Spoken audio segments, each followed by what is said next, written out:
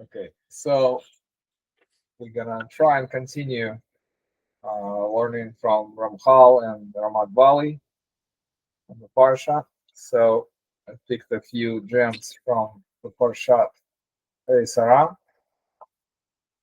and the first one, comments this is Ramad Vali, comments on the first pasuk that says ויהיו חיי שרה 100 שנה, 20 שנה, 7 שנים, שני חיי שרה. That the life of Sarah was 100 years, 20 years, 7 years were the years of Sarah's life. And this follows right in the footsteps of Akeidah Yitzchak at the end of the last parsha. Right, we just had the story of Abraham bringing his son to Moriah, right, and right after we get this story, and famous Chazal say that Sarah died when she heard that Abraham was taking Yitzchak to be slaughtered. Right, everybody knows that. So obviously Yitzchak wasn't actually slaughtered, as we also know, right? But just the thought, says Ramad Vali, of her son Yitzchak being designated for slaughter was too much for Sarah to bear, and her soul immediately departed from her. Obviously, this raises a lot of questions. Sarah was a tzadekis. How can it be that, when Abraham is told to do it, he just does what Hashem wants him to do? And Sarah here, just on the news, she passes away, right? So many things can be said. Probably the most simple, logical thing you can say is that it wasn't that Sarah wasn't willing to fulfill Hashem's wish. It's just, as far as she knew, Hashem's wish was for her and Abraham to create.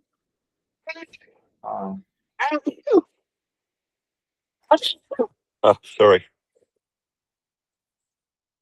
The wish was to create Hashem's nation, Hashem's people. And at this point, Yitzchak was unmarried, no children, and he is the only possible heir to Abraham and Sarah to do this. There's no one else to do it. And if he dies now, how in the world they're going to fulfill the purpose of creation to create the Jewish people to fulfill Hashem's wish? So obviously, we shouldn't think of Sarah as somebody who's just like, doesn't want to fulfill Hashem's wish, and she's just any regular person that just dies from news like this. Although, I mean, it's totally normal for any woman, even if it's a dekis, to not be exactly thrilled over the prospect of her child dying, right? That's pretty understandable. But obviously, in this case, it's more complicated than this. However, I must say that Ramad Vali does something that will sound very politically incorrect, that we don't often hear this nowadays. And he says that women by nature are weaker, and they possess what is referred to as the atkal, like light dot. That is, let's say, the mind, right? The mind of the woman is more light and doesn't have as much strength to withstand great suffering as men do. And that's what he says. I'm just quoting. And he says that men are stronger by nature and have what is called the lema, the wholesome dot, right, as opposed to kal, the light one. Now, we obviously can see how it changed in the last couple of centuries, because when we look at men and women nowadays, I'm not sure if Ramad Vali was alive in 21st century, he would have said exactly the same thing. We see a lot of men nowadays with what you would call the atkal, but I assume in his day and age back then, it was different. Men were more manly, probably. I guess so he could say this. So he says, how much more so when you speak about something painful, right? In general, he says women are like that, but if it's something as stressful and shocking as the prospect of losing your only son, right, that her entire life was about this child, right? And, she waited for this child 90 years, right? And now she's losing him before she gets to have grandkids, right? Combined with the general feminine mental makeup, right? It was just, too much. So he says, now we can understand what it says in the Holy Zohar, which explains the words Vayehi, Chayei Sarah. Zohar says that the word Vayehi, right, has the same gematria, same numerical value as the age of Yitzchak at the time of Akeidah. Right? Because how do we spell Vayehi? You have Vav and Vav and is the end of the word. That's 6 and 6, that's 12. Then it had Yud and Yud. That's another 20. So you have 32. And then you have Hey in the middle. That's 5. So that's 37. So Yitzchak was 37 years old when Akeidah Yitzchak happened. Right? When Abraham took him to be slaughtered, he was 37 years old, which is the gematria of this word that starts the parsha that talks about passing of Sarah Imeinu from this physical life. Right? So he says it's an illusion, right? That Sarah's life was really only the 37 years of her life since she had a baby, since she gave birth to Yitzchak. That the 90 years prior to that moment, as far as she was concerned, weren't even called true life. Yes, she was alive, and yes, she was tzedekis, and we know that Sarah and Abraham did a lot of kiruv, and they did a lot of achnachas for him, right? A lot of hospitality, a lot of working with people, kiddush Hashem, like all of that, right? Compared to not having a child for Sarah, it was like not even being alive. And we see that this is not a unique precedent, because when Rachel Imeinu speaks to Yaakov, Rachel has at that point no children, right? Leah already has a bunch of children. The Shif has had children. The only person who doesn't have a child is Rachel, right? And Rachel says at some point it's just too much for her, and she says, "Havu banim v'im ein meita anochi." Either give me children or I'm dead. She doesn't mean chas v'shalom that she's dead in the sense that she's going to commit, suicide or something inappropriate. She means to say that if I am childless, it's as if I am dead. Like I'm not fulfilling my purpose in life. My purpose in life was to be the foremother of the tribes of the Jewish nation, and I have 0 kids. And if you don't mend this situation, it's as if my whole life was for nothing and pointless. Right? So we clearly see from here that Torah gives us an explicit statement that says that for a woman, childbearing is essential, to the point that it says in Gemara in Mixafta Ketubas, it says that Ein Isha Elo Lebanim, that the whole purpose of a woman is childbearing, right? And if the woman doesn't have children, that is absolutely devastating to her, and it's like she can have all the other niceties of life, right? She can have a nice husband like Yaakov or Avraham Avinu, and they can be super rich, they can have whatever. None of that amounts to anything unless she has a child, right? So it says, and we see this from the gematria of the word Viehyu, that and she only had true life from the moment she had a child, which is gematria 37 of the age of Yitzchak at this moment. Now the life had finally started. I'll just throw a little bonus here that it's interesting that Or Chaim Kadosh says that the reason the Parsha here breaks her age into 100 separate from 20 and 7 is because the 100 years of Sarah's life were bitter, right? Not 90, but 100. And so the obvious question is, well, why does he say 100, not 90? So Or Chaim explains like this. He says that the first 90 years, that's obviously everybody agrees Sarah was absolutely heartbroken over not having a child. That's the 90 years. But it says the next 10 years were equally as miserable to her. Why? Because she says from the moment she had a child, while she was happy and ecstatic that she finally had a child, she also had Hagar constantly poisoning her life, and she had Ishmael, who was around Yitzchak. And as we know, it says that Ishmael had all kinds of bad ideas of what he wanted to do, up to the point that he wanted to murder Yitzchak. And in general, he was a super bad influence. And Sarah was at some point, I've had it with you guys, right? She comes up to Abraham and says, you have to kick out this Shivcha and her son. Emphasis on her, meaning hers, not yours, because he's not really a true descendant of Abraham Avinu. He did not inherit any of your Kedusha, only your Klipa. And, he is a horrible influence on my baby. We cannot have this horrible influence around our son because he's supposed to be pure and holy and give birth to the Jewish nation. And with Ishmael around and with Hagar around, there's a big danger it's going to get contaminated, right? So he says, when did Abraham kick out Hagar and Sarah? Is when Sarah was 100 years old, right? So it was 10 years from the moment she gave birth to Yitzchak until they deported Hagar and Ishmael out of their household. These 10 years were also miserable time for Sarah. Like he says, that's why 100 stands alone, and then the 27, right?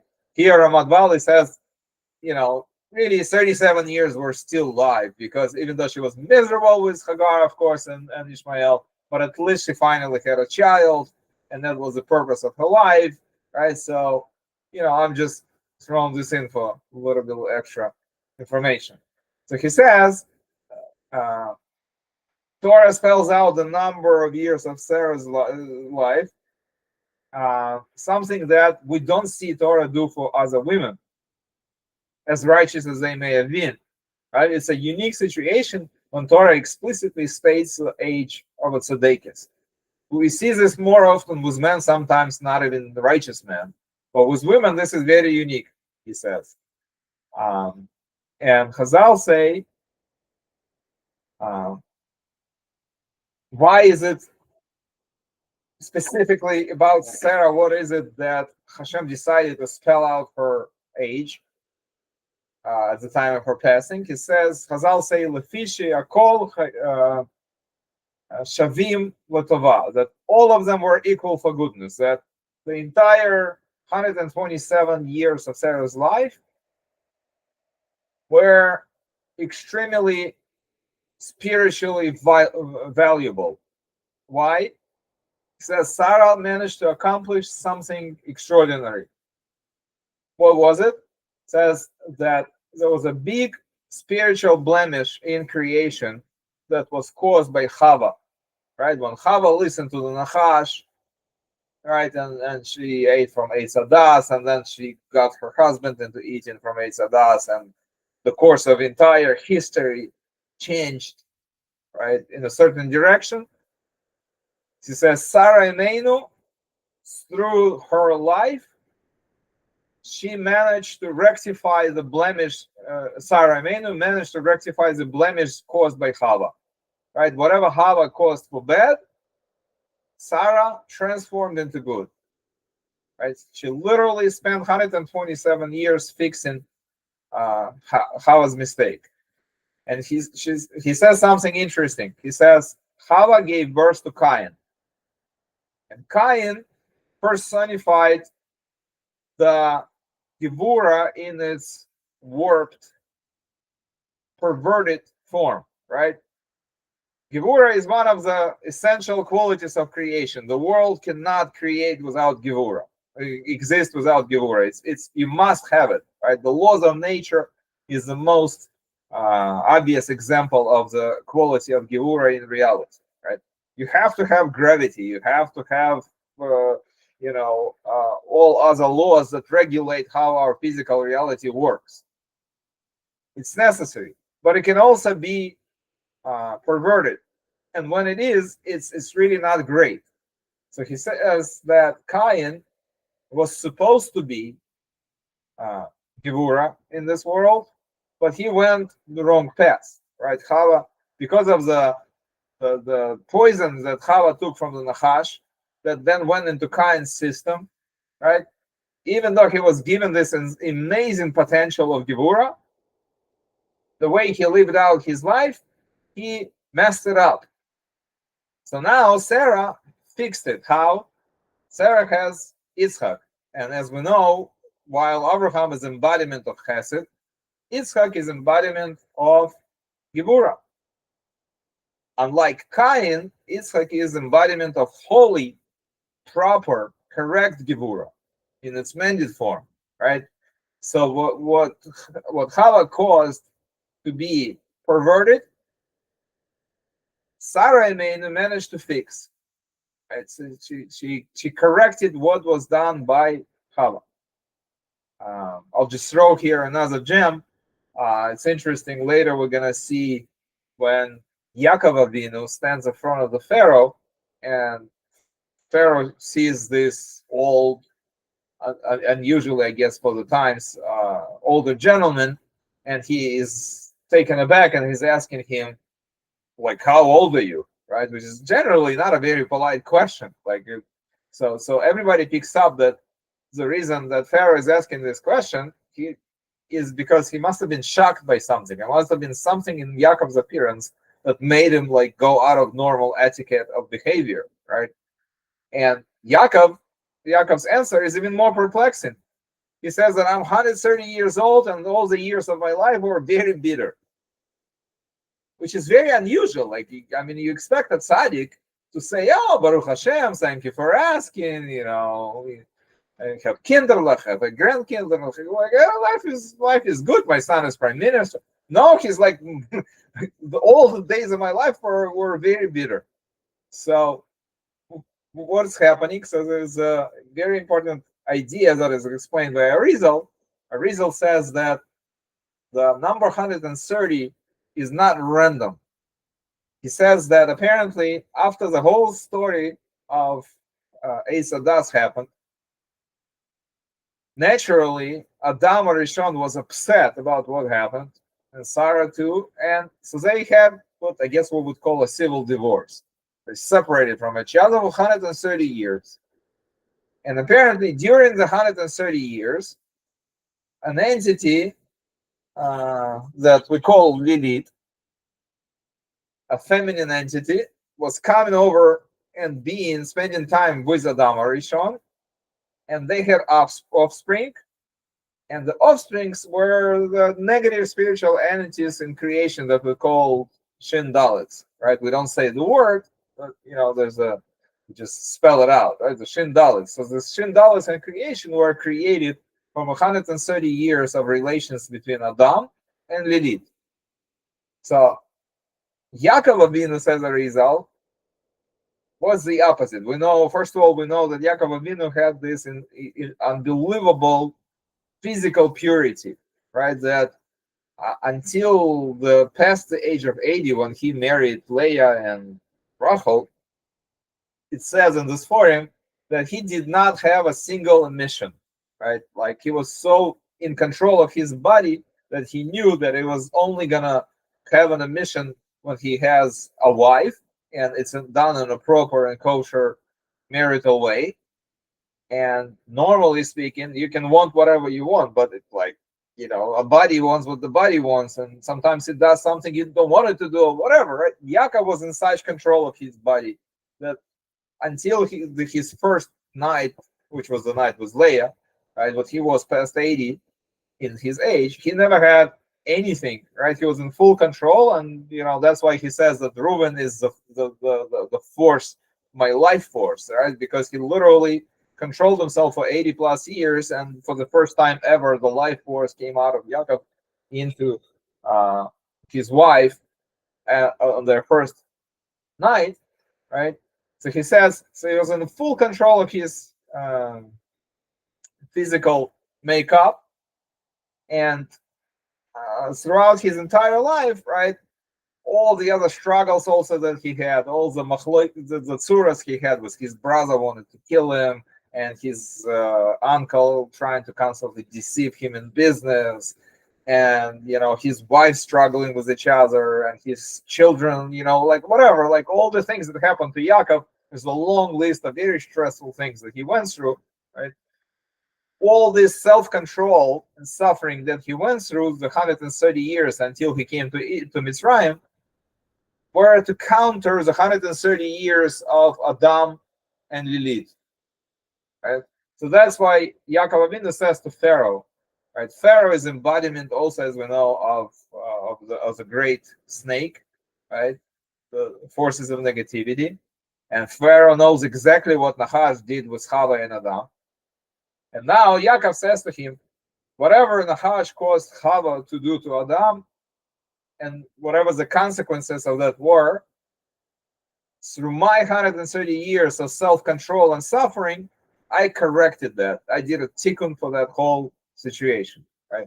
So similarly here, he says that Sarah Imenu, right? She corrected what Chava did wrong, right? Sarah's life and the ultimate accomplishment of her life, which is giving a birth to a holy child like Yitzchak and raising him, right? That corrected what Chava did and what happened then through Cain, and all the negativity that came out of that was neutralized by Sarah and Yitzchak. And then he says that whatever negative, destructive forces of Gevura, which we also call Din, of the judgment that was caused by Cain and Chava, right? It took her 127 years to correct it. He says the number is not random also, right? Because he says that we have a concept in Jewish mysticism that there is 126 aspects of Gevura, of Din, right? Where is it coming from? Why is it 126? Is the way it's calculated is the name of Hashem that is responsible for the energy of judgment in this world is the name Elohim, right? Elohim literally can mean judge, right? What's one of the names of judges is Elohim, right? So Elohim means judge. The word Elohim has 5 letters. It's spelled out with 5 letters. So he says if you take what I guess in math we would call a factorial, if you take the number 5, right, and you multiply each component is 5 times 4 times 3 times 2 times 1, that comes out to 120. And then it says there's also Elohim, which is the name that's responsible for for nature, for universe, right? In universe, he says we have 6 main directions. You have north, you have south, you have east, you have west, and you have up and you come down, right? Like when we do, for example, Arba Minim on Sukkot, right? That's what we do with the lulav, right? We go in these 6 directions, right? So he says the 6 direction of physical reality combined with 120 permutations of the name of the letters of the name Elohim add up to 126. So he says in the 126 years of Sarah's life, she corrected all the aspects of Gevura. And then finally, when she was done on year 127, she was ready to go, right? Like, my mission here is done. I'm good to go. So he says this is the idea of completeness of Sarah Imein, right? That